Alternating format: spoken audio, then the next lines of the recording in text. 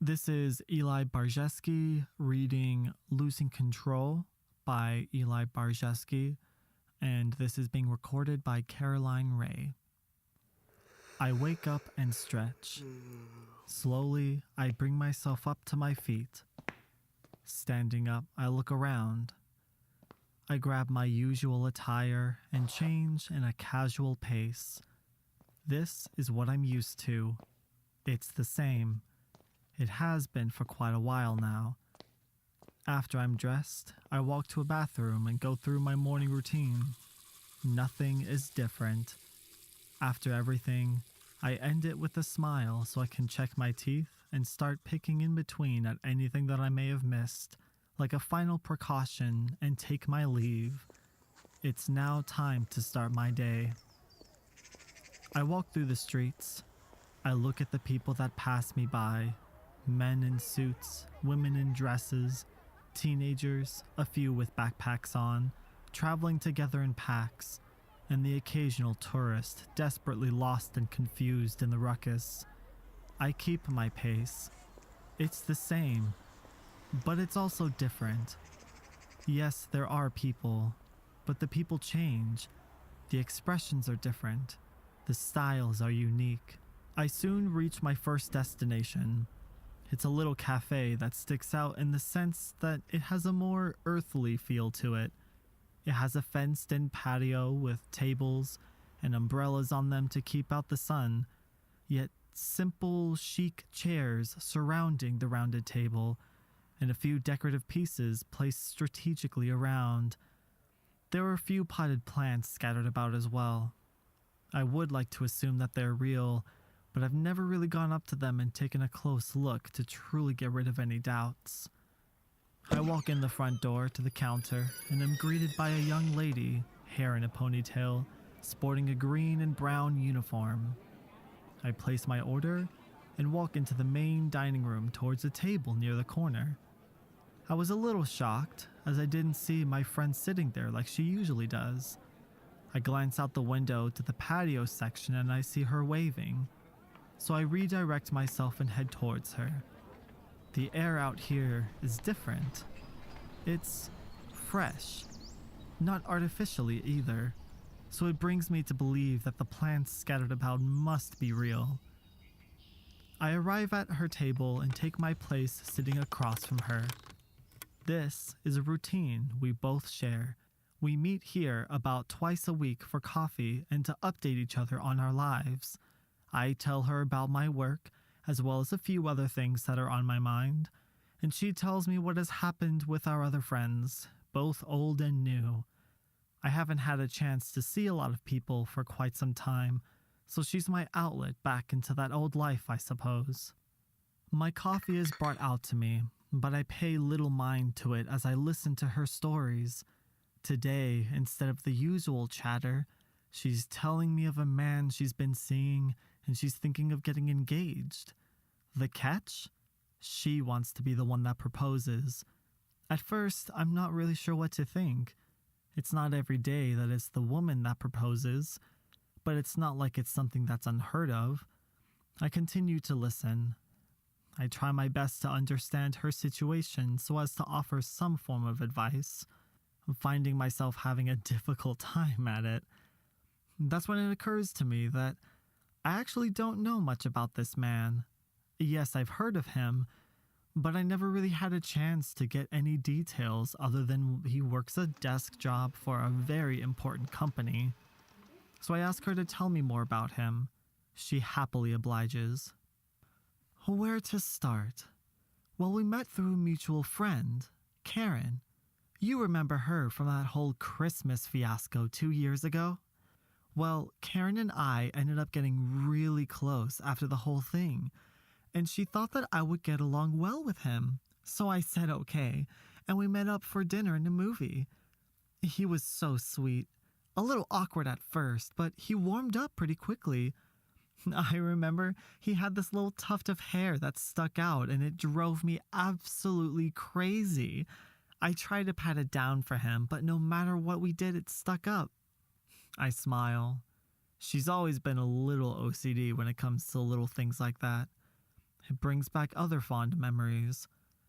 I remember when we went to a gathering together a few years ago, I wore this shirt with a loose button near the top that kept coming undone, so she stayed nearby the entire time, as if it was her life's purpose to make sure I didn't embarrass her or myself. She made sure I was presentable. I do realize I'm starting to drift, so I mentally slap myself and continue listening. I don't know. Maybe it's too soon. We've been together for a little over a year now, but time has flown by so fast that it doesn't seem that long. We haven't even had our first argument yet. Is that healthy? Or does that mean that he's the one? Oh my gosh. We need to talk about something else. This is just making me freak out. I just don't know what I'm going to do about him. Well, have you talked to him about any of this? I ask. She shakes her head. We continue talking, and after some deliberation, she comes to the conclusion that she will propose at their 14th month anniversary. We tie up a few loose ends before it's time to go. So we stand up, embrace one another, and she takes her leave, and I remain at the table and sip at my coffee. I look out across the fence, and I see her crossing the street and making her way to her car. I would wave, but she doesn't make any effort to look back to see me, so instead I just sit and watch her go. By now, my coffee is finished, but I hold the cup in my hands while I look out into the crowds a little bit longer. It isn't long before I see them. A little boy and girl walking together through the crowd. I'm not sure what it is about them that just made them stick out, but I couldn't look away. Something about them seemed wrong. However, what was I going to do about it? Walk out and follow them? That's a great idea if I want to get arrested. So I just continue people watching for a couple more minutes. The nameless faces, the indistinct crowds, people with their lives and their stories, and all I will ever get to know about any of them is their face. I pick up my empty cup and I throw it away as I leave the cafe. I wonder for a moment what people will think of me when I pass by. Do they pay any attention? Will I be remembered in any way? Am I any different? Or am I like everyone else? Just a face in the crowd. It's about midday now. My next destination? The bookstore, to meet up with another friend who called me a few days ago saying he needed to talk to me. I realize I have more time than I thought before. He can go on break. So I decide to take a more scenic route through the park. It's busier than I expected it to be. It's not like I thought the park was going to be empty, but I didn't expect there to be this many people. And it doesn't take long until I see them. The boy and girl from before are sitting on a bench, the boy crying while the girl is comforting him. I look around and fail to see any parents or guardians or anyone that would look like they'd claim the two for their own. No one. I find it uncanny that it seems like no one notices them. I make my way cautiously towards them, expecting not to be alone in my curiosity, but the few that do walk by them before, I don't even think they gave them the slightest glance. I'm not sure what to think of the situation, but I do decide that this time I'm not going to just let them go. I'm going to at least see what's going on with them. When I do get closer, maybe about 10 feet away, the girl notices me, grabs a hold of the boy, and they hurry away. I consider following, but think against it. I look around to see if anyone else noticed, and I see a mother with her children, so I walk up to them and ask, "Excuse me, ma'am?" "Yes?" She spoke as she gently positions herself between me and her children. "Do you know anything about those two kids that were just sitting there?" "The who? What two kids?" "There were two children who were sitting right on the bench, a boy and a girl. The boy was crying, so I walked up to see what was wrong, and I didn't see any parents. They passed you by before I talked to you. I'm sorry, honey. I didn't see any crying children. I hope they're all right, though. I'd ask around, but I need to get going. I thank her for her time, and we go our separate ways. I don't see the children anymore, nor do I have any idea where they may have gone. It does concern me a little, and I'm almost irritated at the lady for not noticing the children. Still, I take her advice and ask around some more. The answers aren't helpful. I saw them, but didn't think anything of it. What kids are you talking about? I remember seeing some kids sitting there. Not sure if they're the same ones you saw. I think I saw them, but I don't know where they went. Well, I didn't see them. It's hopeless. Or at least, that's what I feel. Even if I did find out information, what was I going to do? If it turned up that they were just spoiled children throwing a fit, what could I have done? If they were kids that ran away from their home, what could I have done? Call the police, maybe, but how would I grab a hold of them so they wouldn't run off without looking like a kidnapper? Still, I can't help but wonder about them. A little confused at what to do, I decide to just continue on to the bookstore for now. I check the time and realize I'm now running 5 minutes late, and it'll take at least another 10 before I get there. I guess this is what I get for getting myself caught up in something I don't know anything about. And now I'm late in meeting with a friend who needs me. I get there in a little bit of a huff. I was able to shave off 2 minutes with a bit of a sprint, but lost another 5 when I turned a corner and ran into an elderly lady who proceeded to let out a gospel about all that's wrong with our generation. I walk in the front door and ask the girl at the desk about my friend, to hear that he left 10 minutes ago and she doesn't know where he went. Knowing him, I figure he couldn't have gone far. I walk out feeling defeated and mad at myself. Instead of just standing, I at least walk around. I have nothing else to do for a while, and who knows, I may run into him. Besides, it's better than just standing in front of the doorway.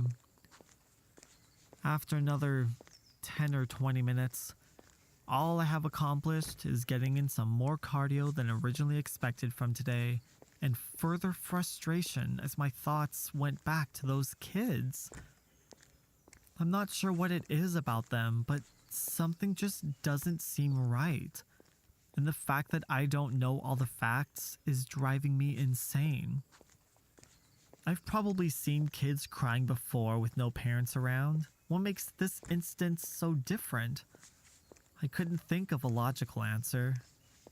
Then, almost as if it was scripted, I see them as I pass an alley.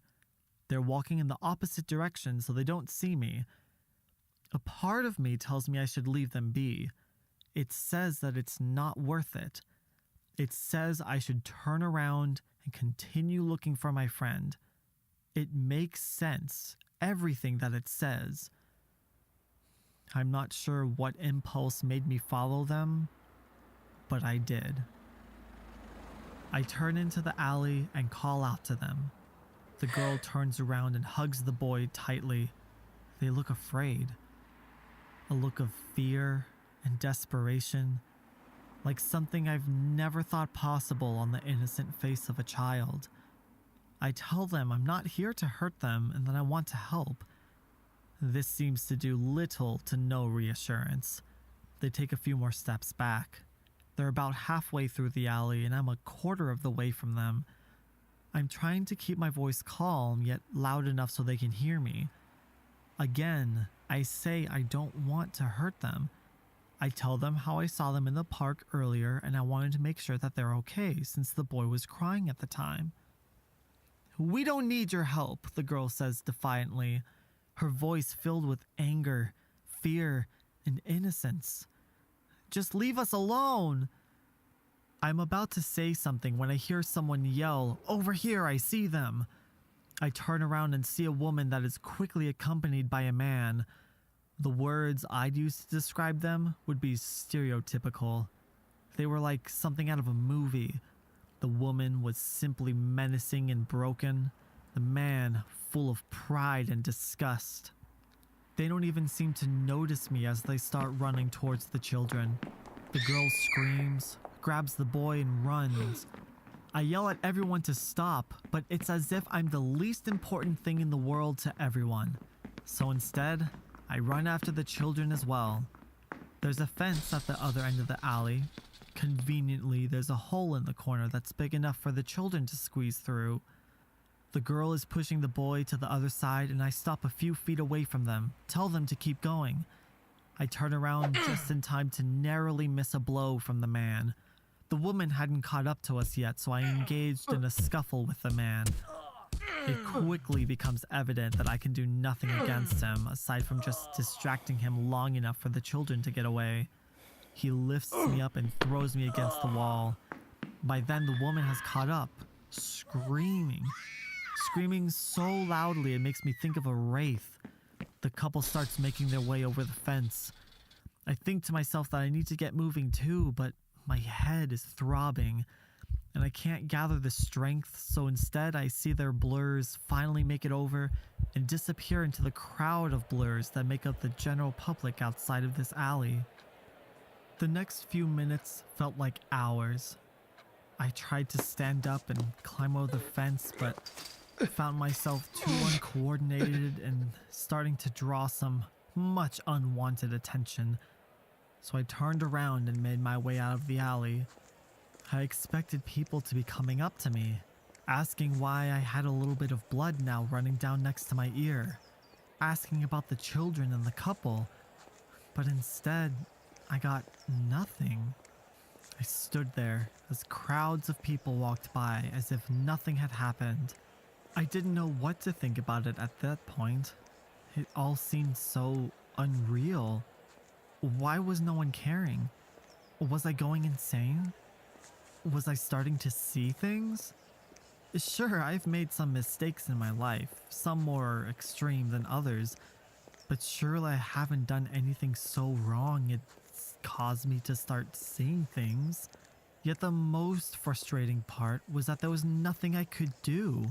Sure, I could run around the block, but what are the chances that I'd see them? It almost seems worthless to try to do anything now. Instead, I compromised with myself and made a decision to walk around the block rather than run. If I'm going to be wasting my time, I might as well not work up a sweat over it. I've done enough running today. As I reach the other side of the fence, I take a look around. Everything looks undisturbed. People are going on with their lives as if nothing has happened. I have no leads to go on, and no way to know where they went. I sit there against the fence, not sure what to feel or do. Sure, I feel frustrated. I also feel a bit stupid at myself for trying to get involved in something that I know so little about.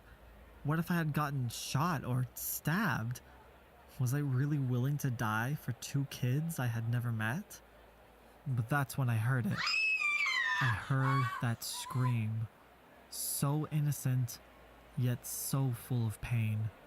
It was nearby, close enough that it wasn't just me that momentarily stopped my train of thought and looked in the direction it came from. Before anyone else could let out a sound, I had already jumped up and bolted to the voice. The screaming was continuous, save for the short, quick breaths in between. I turned into an alley just 1 block away, and what I turned into is something I don't think anyone should be prepared for. The woman had her back to me, a limp child dangling from her left hand. The child's head tilted back so far that I see his eyes. I see those glassy, lifeless eyes looking at me, almost as if asking me why I didn't get there sooner. The man was awkwardly trying to climb on top of a rusty old dumpster. I look further up and I see her. I see a little girl on the fire escape. She was screaming out and looking at the other child and screaming in a language that could have been English, but there was so much adrenaline running through me that at this point all the sounds around me were starting to blend together into some unholy symphony. At this point, everything I did was impulse. I looked for a weapon. I grabbed something, not sure if it was a metal pipe or some piece of wood, but I grab it and choke it with my grip. I run to the woman. She starts to turn, but not quick enough to see me before I let a swing escape my arms that lands so hard that the crack that sounds as it makes contact is something that's so distinct to me, something that isn't blended in with everything else. I look up and see the man. He's pulled himself onto the fire escape and has grabbed the girl. I yell at him to let her go. He obliges, but not in the way I had hoped.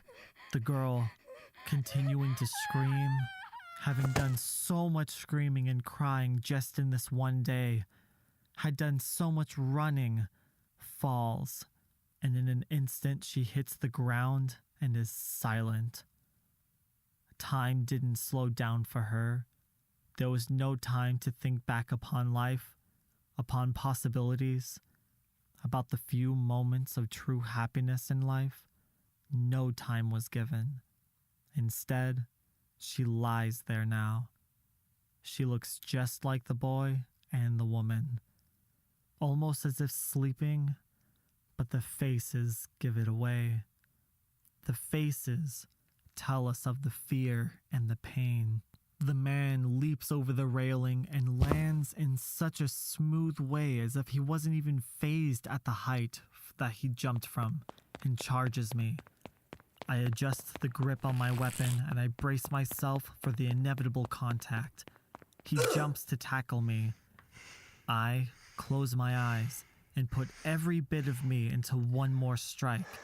I feel the end of my weapon hit the target, but it isn't enough to divert the oncoming force. My arm begins to curl back and the hilt of my weapon presses uncomfortably against my head.